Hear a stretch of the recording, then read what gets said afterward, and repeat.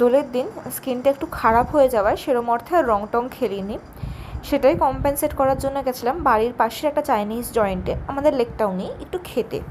প্রথমেই অর্ডার দিয়েছিলাম এই ভেজ থুকপাটা, দাম ছিল 130 টাকা। আর এটা ভেজ থুকপা ছিল কারণ সেদিন ছিল দোল পূর্ণিমা, অবশ্যই সব কিছুই যা খেয়েছি, দুটো খাবার সব ভেজই খেয়েছি।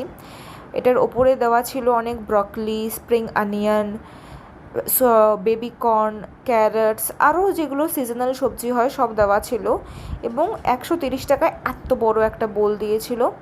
টেস্টটা ছিল ভীষণ গার্লিকি জিঞ্জারি টাইপের, মানে আমরা যেরকম রেগুলার চাইনিজ খাবার খাই সেরকম টেস্ট নয়, কিন্তু ভালো। তারপরে আমরা দিয়েছিলাম এই প্যান ফ্রাইড মোমোটা, ভেজ প্যান ফ্রাইড মোমো। এটা তো ছিল অসাধারণ খেতে, মানে আমি একটু ফুড ব্লগার সাউন্ড করছি মেবি, বাট এটা সত্যি ভালো খেতে ছিল। আউটার লেয়ারটা একটু শক্ত হলেও এদের গ্রেভিটা এত টেস্টি ছিল, মানে বলার বাইরে। এদের চিকেন প্যান ফ্রাইডটাও আমি খেয়েছি, এখানকার ম্যাক্সিমাম খাবারই আমার খাওয়া এই দোকানটার, কিন্তু এদের ভেজ প্যান ফ্রাইড মোমোটা আমি আশাই করিনি এত ভালো খেতে হবে।